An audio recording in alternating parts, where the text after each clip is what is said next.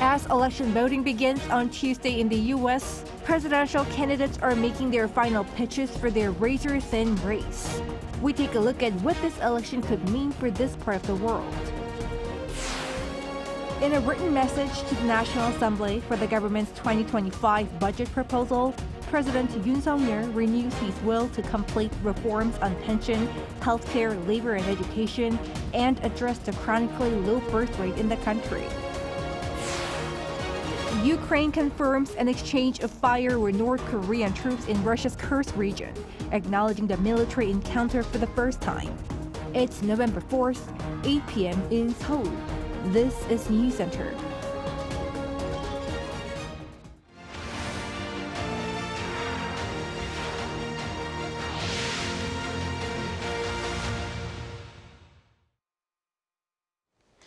Thank you for joining us. I'm Yoon. We are now counting down hours to the U.S. election when millions of Americans will head to polling stations to vote for their new president. Our An Sung-jin explains how the voting process works and what this means. Democrat candidate Kamala Harris and Republican candidate Donald Trump are pushing their final messages to voters. The race for the White House is neck and neck. This is why the 7 battleground states are even more crucial this year. Looking at the election polling average as of November 3rd, Trump is ahead in 5 swing states, including Pennsylvania, while Harris is winning in Michigan and Wisconsin. In the U.S. presidential election, the winner is not the candidate that receives the most votes across the country. Instead, each state is worth the number of votes in the Electoral College, with that number varying based on population. There are a total of 538 Electoral College votes up for grabs, so candidates need to reach 270 to win. The 93 Electoral College votes in the 7 swing states, Pennsylvania, Michigan, Wisconsin, Georgia, North Carolina, Arizona, and Nevada, are key to winning the election. Pennsylvania with 19 votes is especially important, and both candidates have been focusing time and funds there, as they also expect to allocate their last day of campaigning at this battleground state. For Harris, the most likely way to reach 270 votes is securing the 3 northern states, Pennsylvania, Michigan, and Wisconsin. Meanwhile, for Trump, garnering votes from the Sunbelt states and Pennsylvania would give him the highest chance of winning. For this year's presidential election, early voting has seen a high turnout rate as well. According to the Election Lab at the University of Florida, up to November 3rd, more than 75 million Americans have already cast their ballot. The number is set to further increase as mail ballots start to come in. Most states allow the opening of early mail ballots before the election day, yet 7 states only begin counting votes on the day of the election. So it may take a couple of days till the final winner is announced. An Sung-jin, Arirang News. Now, our Oh So-young takes a closer look at what the future of Washington's engagement with the Indo-Pacific would look like after the election, whether it is Vice President Harris or former President Trump in the Oval Office. Whoever wins the race to the White House will determine the future of America's ties with its Indo-Pacific allies, including its trilateral partnership with South Korea and Japan. Former U.S. Acting Assistant Secretary of State Revere told Arirang News the next occupant of the Oval Office has to engage and cooperate with regional partners faced with geopolitical tensions, territorial and maritime disputes, and a nuclear North Korea. Building on her time as Vice President, Revere said Kamala Harris is likely to maintain the Biden administration's network of alliances for value-based economic cooperation and collectively counter challenges in the region.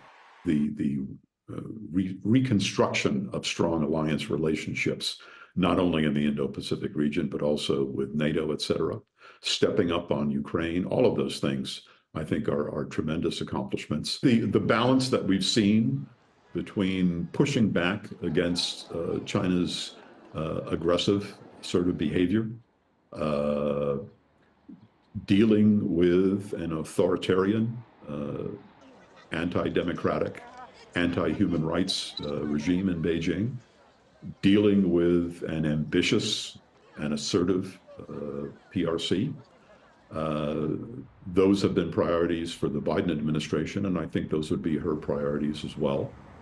Meanwhile, Trump's China policy is deemed unpredictable. Revere recalled how the former president showed a tough stance on trade, but expressed admiration for Chinese President Xi Jinping. In this way, Trump's personal interactions with the likes of Xi and North Korean leader Kim Jong-un contrast starkly with the Biden-Harris administration's more nuanced working-level approach to confronting China, also drawing in Washington's Democratic partners. Thus, his second term could set back the South Korea-US alliance as well as their efforts to institutionalize trilateral cooperation with Japan since last year's Camp David summit, to jointly address North Korea's nuclear and missile threat and collaborate on economic security and advanced technology. The level of security cooperation, the level of dialogue, the level of planning and cooperation that we're seeing is absolutely unprecedented, and it really marks another major triumph that we've seen. Any rational person serving in a Trump administration would look to that and try to maintain that, try to keep it in place, try to strengthen it by any means possible. But once again, we go back to the traditional antipathy that Donald Trump has expressed towards alliances and alliance partners, and it raises some questions about whether the leader of that administration, the Trump administration, would try to ignore or undermine what has been achieved here. Going forward, the former US official says the challenges are ever greater, as North Korea is much further down the road of ballistic missile and nuclear weapons development. Its growing military cooperation with Russia has shown how Indo-Pacific and Euro-Atlantic theatres are interconnected, and the alignment between Pyongyang, Moscow and Beijing further compounds such concerns. Revere says whoever the next US president may be, the power of alliances should not be undermined. He said the next leader's top officials must understand the importance of preserving alliances to keep them strong, close and cooperative as America's friends and partners in the region. Ulsan, Arirang News. On November 5th, American voters will also decide on which party will hold the reins of each chamber of the U.S. Congress. And as our Shin Ha-young reports, many Korean Americans are hoping to welcome the first senator from their community. Korean American lawmakers are gaining ground in U.S. politics, with more running for Congress on Tuesday local time. But the spotlight is on Andy Kim, a three-term Democratic congressman of New Jersey, who could become the first Korean American senator if elected. Kim secured his candidacy by winning in the Democratic Senate primary in New Jersey in June after Bob Menendez vacated the Senate seat following his conviction on federal bribery charges. New Jersey is a Democratic stronghold, giving Andy Kim an advantage as the Democratic candidate. His experience as a House representative has also boosted his recognition, making him likely to win the race. As a Korean American, Kim highlighted one of his election priorities, playing a role as a bridge to strengthen the South Korea-U.S. alliance. At the Democratic National Convention in August, he took the stage to endorse Vice President Kamala Harris as the party's presidential candidate. What I learned on January 6th is that all of us are caretakers for our great republic. We can heal this country, but only if we try. Meanwhile, 3 Korean American women in the U.S. House, all re-elected in 2022, are running for a third term. Young Kim, representing California's 40th district, is recognized for her active work on North Korean human rights and security on the Korean Peninsula. Another Republican, Michelle Parksdale, is running in California's 45th district, while Democrat Marilyn Strickland is seeking re-election in Washington's 10th district. If Democratic State Senator for California Dave Min wins his U.S. House race, the number of Korean American federal legislators will reach a record high of 5. If elected, the status of the Korean American community will rise, and those elected are expected to represent the community's interests in the U.S. Instead of expecting immediate support for Korea, it's important to recognize that their work for American politics can ultimately benefit Korea as well. Creating an environment that encourages a long-term approach is essential. All eyes are on which party will win a majority in the congressional elections. The Democrats currently hold a majority in the Senate, while the Republicans have the majority in the House. All 435 seats in the House of Representatives and 34 of the 100 in the Senate will be contested. Shin Ha-young, Arirang News. Iran is planning a retaliatory attack against Israel after the U.S. election, aiming to avoid influencing it. Despite U.S. warnings, Iran is signaling a strong and complex response that'll take place after the election, but before the new president is inaugurated in January. The Wall Street Journal reported on Sunday that Iran's response will involve more than just missiles and drones, involving more powerful warheads. This follows Israel's airstrikes on October 26, which severely damaged Iran's air defenses and led to military and civilian casualties.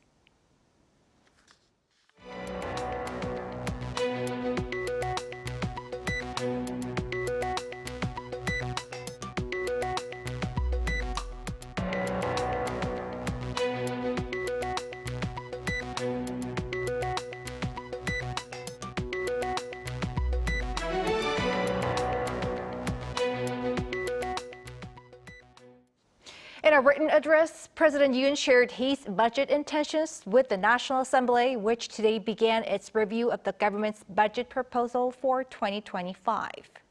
Kim Do-yeon reports. As the National Assembly kicks off budget review season at the beginning of November, President Yoon Suk-yeol emphasized that the government's proposal reflects the motivation for completing his four main reforms: pension, labor, education, and medical. This as Prime Minister An Duck-soo on Monday read the address to the parliament on behalf of President Yoon. These are critical tasks that must be addressed immediately to ensure the nation's survival. The government will complete the four major reforms no matter the challenges. As shown in the draft handed by the government to the parliament back in September, the government plans to inject 30 trillion Korean won over the next 5 years in the medical system. That's $21.9 billion US. As for education, the president emphasized expanding the public care system.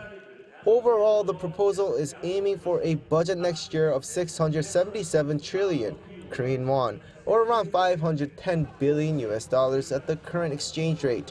That's an increase of 3.2% from this year's budget. The government previously also noted that the proposal seeks to increase the welfare budget to help the less privileged.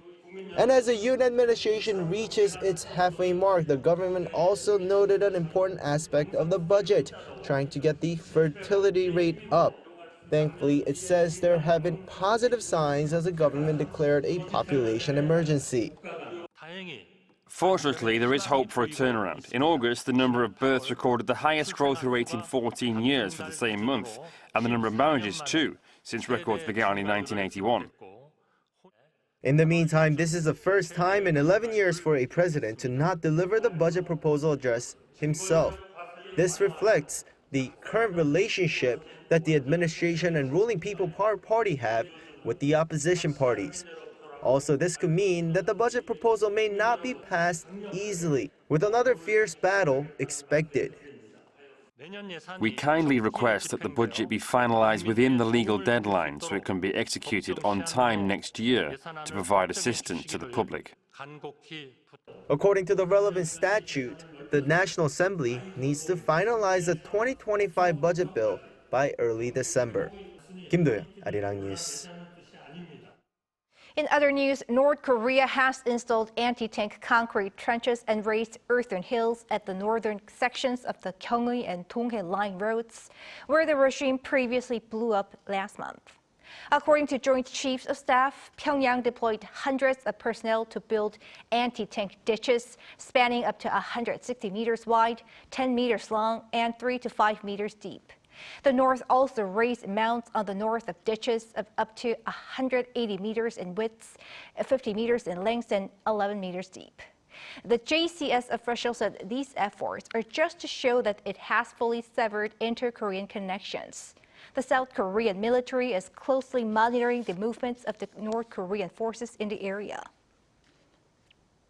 Ukraine has reportedly clashed with North Korean troops on the border with Russia for the very first time. Meanwhile, a South Korean delegation that visited Ukraine last week has arrived back in Seoul. Our Choi Min-jung has the latest. Ukraine has confirmed for the first time a military encounter with North Korean soldiers in the Kursk region of Russia. The head of the Center for Countering Disinformation under Ukraine's National Security and Defense Council, Andriy Kovalenko, said Monday that the first North Korean troops had already come under fire in Kursk. Though no additional information was given, this marks Kyiv's first direct engagement with North Korean soldiers supporting Moscow. According to Kyiv's Defense Intelligence Agency, over 7,000 North Korean soldiers had been dispatched to areas near the border with Ukraine. UN Secretary General Antonio Guterres expressed grave concerns about reports of the dispatch.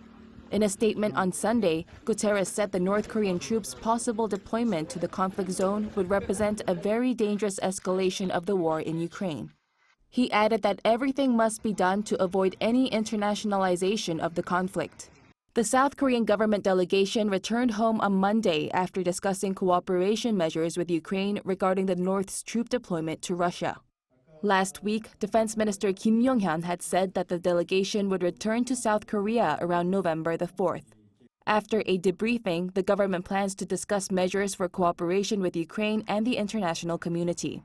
The measures will likely involve dispatching a team to Ukraine to monitor the North's military movements.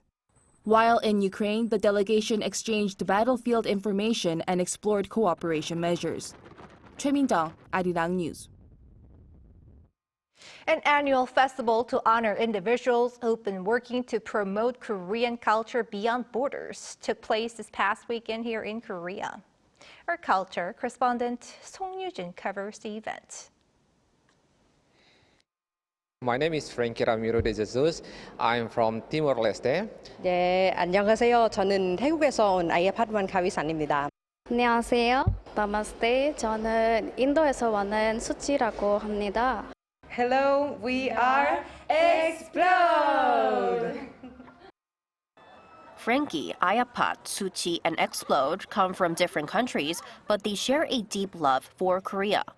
They are the stars of this year's Gyeongui Festival, a celebration hosted by the Culture Ministry to honor those who've passionately promoted Korean culture worldwide. You've shared Korea's beautiful scenery, traditions, and food with people all over the world. This kind of reach wouldn't be possible without your passion. As ambassadors, you've made an impact that goes beyond what the government could do alone. Frankie, a doctor doing a master's in Korea, scored the highest among the top 5 honorary reporters of KoreaNet, a government website sharing information about Korea. Since April, his articles have been introducing the country's hidden attractions. Actually, the purpose is to share to other people that Korea, not only Seoul, we can show the people that a part of Seoul, there are beautiful places, culture, history that you can learn, you can visit. Ayapat was chosen as one of the best creators in the Culture Ministry's K-Influencer Academy, which provides training and opportunities to create videos on Korean culture. Suchi won the Talk Talk Korea content competition with a video introducing everyday Korean expressions. I feel like my passion and all my effort that I put into this project is paid off. Like finally someone see that, they recognize me. And as a Thai people, because there's so many Thai people that love Korea, like love everything about Korea, not only travel, not only the cosmetic, but the culture as well. So many people who are into K-pop and K-drama, they don't know much thing about Korea. So I wanted to tell everyone through my content that there are so many things to learn. Argentinian girl group Explode took the Gyeongui Festival stage as winners of the K-Community Challenge, an online contest for videos on Korean food, music, and dance. For 15 years, they've expressed their passion for K-pop through dance covers. We make our own music, and we would like to present our own music too in Korea. These cultural ambassadors are touring Korea this week as part of their reward and will return home on Friday. Song Yoo-jin, Arirang News.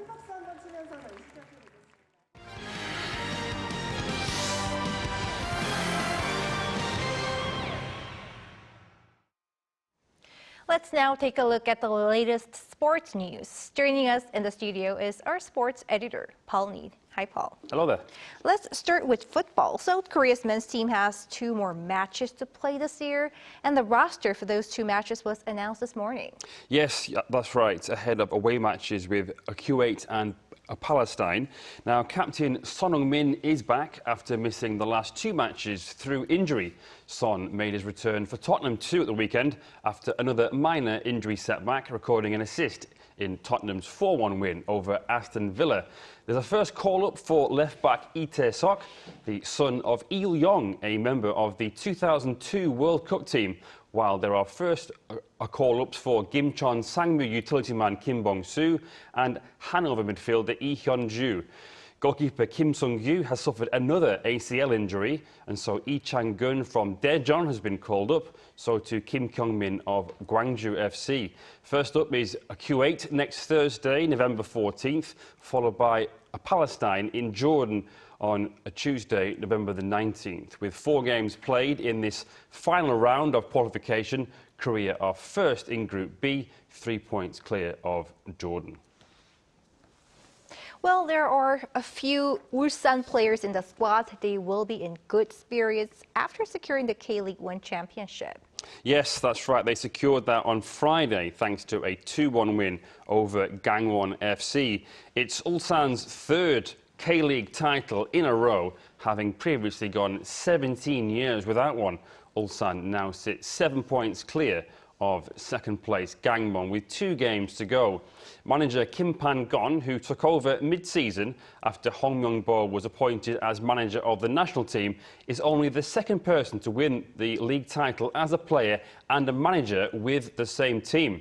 And down in K-League 2, FC Anyang's 0-0 draw with Bucheon FC 1995 on Saturday was enough to secure the league title and a historic promotion to K-League 1. Founded in 2013, Anyang have never played in the top flight before. Despite numerous attempts at winning promotion, they finally secured it with a game to spare. Congratulations. Let's move on to esports now. South Korea's T1 has won the League of Legends World Championship. Yes, the 5th time for both T1 and team captain Faker. In the final at London's O2 Arena on Saturday, South Korea's T1 cemented its status as the best team in the game's history. But the ultimate decider wasn't as easy as the route to the final. China's BLG won the first game before T1 levelled with a second map victory. BLG won Game 3, putting them 1 win away, but T1 came from behind to take the next 2 games and clinch the title 3-2. Faker, his real name is Lee Sang-hyuk, was named MVP, and the team takes home $445,000 in prize money. And finally, to baseball, we've had just the Korean series, but already the national team is gearing up for an international tournament. Yes, the World Baseball Softball Confederation Premier 12 tournament is coming up very soon. And on Saturday, at a sold-out Gochok Sky Dome in Seoul, Korea beat Cuba 13-3. This followed a 2-0 win on Friday. Held in Japan, Mexico and Taiwan from November the 9th to the 24th, South Korea are in Group B with Cuba as well as Japan, Taiwan, Australia and the Dominican Republic. The top 2 teams will reach the next phase. Korea won the first Premier 12 tournament in 2015, but lost to Japan in the final in 2019. According to Yonhap, manager Yoo Jung-il plans to take a young team with the 2026 World Baseball Classic and the 2028 LA Olympics in mind. The team will depart for Taiwan on Friday. Lots to look forward to. Thanks for that, Paul. See you next week. Thank you.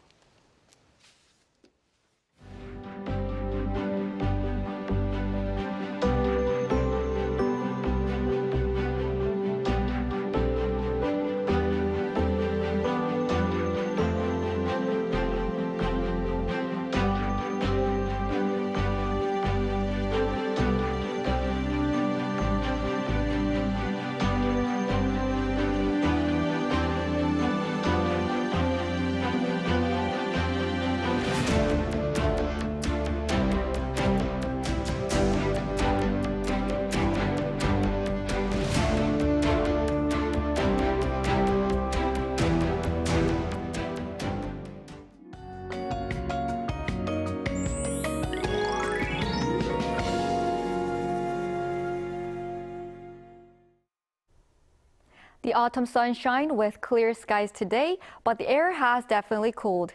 In particular, cold winds are strong, so it feels colder than the actual temperatures.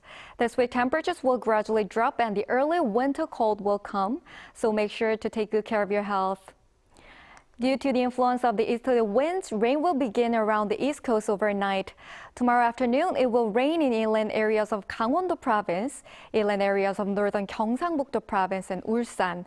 The amount of rain will be as much as 5 to 20 millimeters.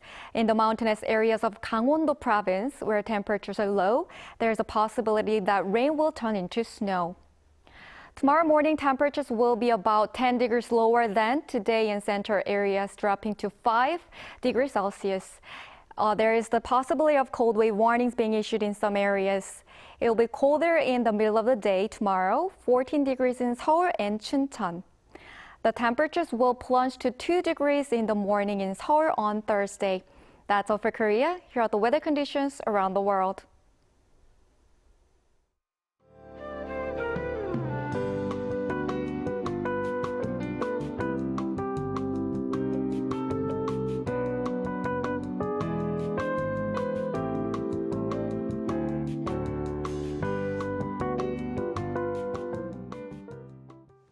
That is Newscenter for tonight. Thank you for watching. A panel session coming up.